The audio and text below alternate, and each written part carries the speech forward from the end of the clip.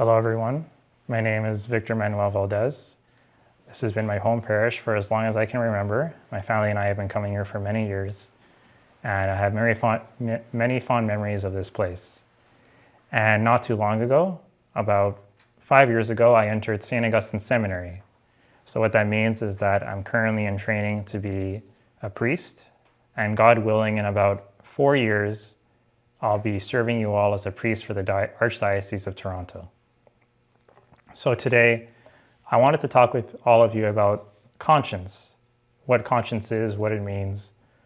And I was inspired to talk about this because it's a topic that many people have incorrect views on, not just in society at large, but even within the church. But before I talk about conscience specifically, I'm going to first talk briefly about freedom and the law and how they relate to each other, as it will help us to understand the purpose of conscience more. So that I think it would be fair to say that many people in the West favor autonomy, that is, self-determination, being able to do what we want at all times. Not being, I guess a modern way to say would be not to be shackled to other people, being able to do what I want when I want and not have other people determine for me what to do and when to do it. And with this mindset comes the ideas of individualism and self-sufficiency. And having this frame of mind can heavily influence the way we view freedom and the law. For those who have autonomy as their goal, any imposition of law would likely be considered a limiting factor. Autonomy results in self-law, the belief that the individual, the I, is the one who can determine what is right or wrong. And St. John Paul II speaks of this in his encyclical Veritatis Splendor. He says that these sorts of ideas result in the belief that human freedom can create values and have a primacy over truth, to the point that truth itself would be considered a creation of freedom. In other words, a type of relativity is established as the singular person determines what is true for them. In contrast, is a line of thought that law is totally external to us, imposed by a foreign source. This is less common and also does not align with the truth. God does not leave us to our own devices, nor does he give us a law which is alien to our nature and ignores our freedom. So like many things in life, the answer lies in the middle of these opposing concepts. Man clearly has the power to make decisions. We see that on a regular basis. At the same time, God has given us laws to follow. As John Paul II states, there is a principle of rightful autonomy, as man uses his reason to uncover the truth contained in the divine or eternal law. He then has the choice to follow the truth he has learned. Simultaneously, the moral law has its origin in God and always finds its source in him. So what this means is that we have the freedom to discover what the law is, what it teaches us, and then we also discover that it has its source in God, and we have the choice to follow it or not. So we participate in the wisdom of God, which alerts us to what we need to do to reach our end, beatitude with God or heaven. Our freedom then, our capacity to make choices, is given to us by God. And this allows us to follow the law or not. That's in our power.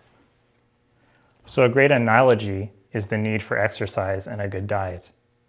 Our bodies are built in such a way that exercises and specific foods will promote health. So if we regularly exercise, eat well, our bodies greatly benefit in a variety of ways.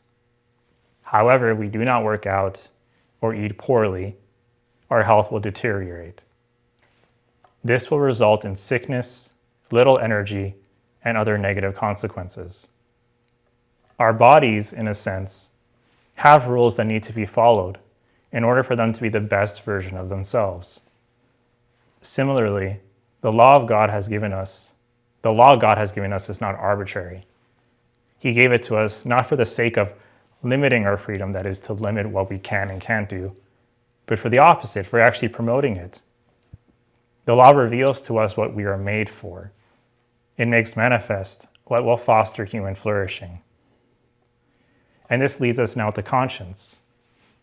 Conscience is our capacity, our ability to recognize moral principles, apply them to different circumstances, different situations, and judge whether the act is good or not.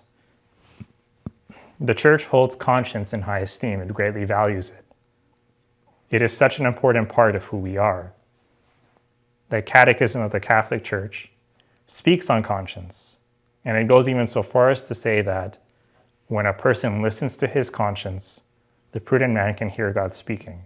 And that's a direct quote from the Catechism. However, the Catechism and John Paul II speak much more on the subject. And it is not as simple as this quote, taken in isolation, implies. For one, John Paul II is very aware of the fact that people have misunderstood the role of conscience and its limits. He sees in contemporary trends of thought the idea that the individual conscience is accorded the status of a supreme tribunal, these are John Paul's words, of a moral judgment, which hands down categorical and infallible decisions about good and evil. To the affirmation that one has a duty to follow one's conscience is unduly added the affirmation that one's moral judgment is true merely by the fact that it has its origin in the conscience. So what John Paul is trying to tell us is that while we should each follow our conscience, this does not necessarily mean that our judgments are correct just because it has its origin. Our judgments have their origin in our consciences. In addition, St. Paul speaks about conscience throughout his many epistles. John Paul II takes note of his comments and makes clear that the apostle to the Gentiles is urging us to be watchful, warning us that in the judgment of our conscience, the possibility of error is always present. Conscience is not an infallible judge. It can make mistakes. The Catechism also says, in relating to this point, that while a person must always obey the certain judgment of his or her conscience, it can still be the case that conscience remains in ignorance and makes erroneous judgments about acts to be performed or already committed. This means that if, given the information that is available to us, we correctly act in accordance with our conscience, it does not follow automatically that we are objectively making the correct choice. This is why the formation of conscience is critical. We need to study and learn about the truth so that we can make proper decisions. Acting rightly is not about deciding what is good, but about making a judgment. We do not determine for ourselves if an action is just, but rather judge, based on objective truths, which are more than just guiding principles, if the act I'm contemplating is right or wrong. We must not be creative with our consciences, that is, to recognize the good, but lower the bar because we tell ourselves that God cannot expect us to change our ways. In a creative conscience, one changes the good to what they think they can do, instead of what is actually asked of them. Our consciences are not only for the use of significant moral judgments, but also for the everyday choices we make. With regards to our regular daily decisions, John Paul II says that they do not produce a change merely in the state of affairs outside of man, that is, external to us, but to the extent that they are deliberate choices, they give moral definition to the very person who performs them, determining his profound spiritual traits. So our decisions affect us spiritually as well, even though our regular everyday decisions. So every purposeful choice is a moral choice. That is not to say that every decision a person makes is between something which is sinful and good, or that all choices are weighed the same. Often our daily lives are filled with seemingly inconsequential choices, such as to stay in bed 5 minutes longer or get up immediately. What John Paul is getting at is that the decisions we make are not entirely consequence-free. Every conscious act we make is moral, insofar that it leads us to or away from God. There is no such thing as being neutral, as every decision directs us either to our end or away from it, to true happiness or a false happiness that leads ultimately to unfulfillment. This is why we need to form our consciences, so that even the little choices can be judged correctly.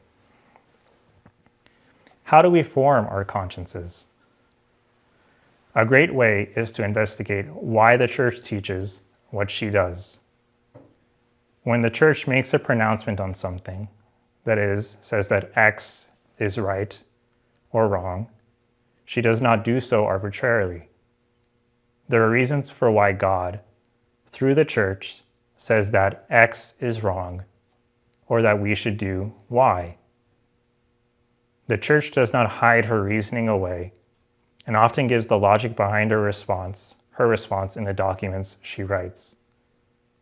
Sometimes these documents can be difficult to understand, especially if one does not have theological training, or even if you have theological training. If this is the case, then see what trusted sources say on the issue, or ask your pastor. We can also look to the saints to form our consciences. By reading their lives, especially their journals and diaries, we can get a glimpse of their thoughts, the way they reason decisions out. The saints are an example for us. It's good to know the stories of the saints, and it's even better to know them as individuals. We can get to know the saints personally by reading their personal writings. For example, by reading the diary of St. Faustina, it's easy to recognize the great love she had for Jesus and how that informed her decisions. There was a time, after St. Faustina had been a religious for a while, that she received permission to return home as her mother was seriously ill. During her visit, Faustina herself had to entertain many people who wanted to be in her presence. Many women came with their children. They considered it to be a great favor for Faustina to hold their children, even if only for a moment, and kiss them.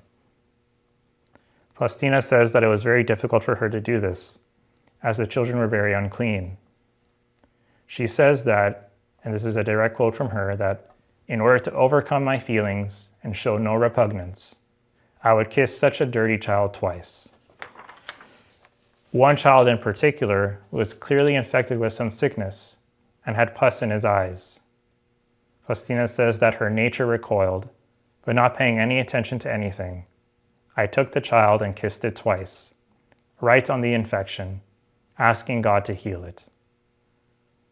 Faustina saw these as opportunities to practice virtue, and the reason she was able to recognize such situations as an apt time to do good was because her conscience was formed properly by the teaching of her parents, the church, and what she learned while in the convent. God himself confirmed that Faustina did well during her time spent at home. God told Faustina, who was apologizing to the Lord for not having been able to spend time in conversation with him, that he was very pleased. He says that, I was very pleased that you had not been talking with me, but were making my goodness known to souls and rousing them to love me. God gave us our consciences in order to aid us in recognizing the good so that we could choose it. Unless we seek to know what the good is, our conscience will not be able to judge properly what is right in any given situation. We need the church to help us in this, and the church provides us with many ways to learn of the good, one of these being her children, the saints. Let us strive to learn about our brothers and sisters in heaven so that we can aim to imitate them.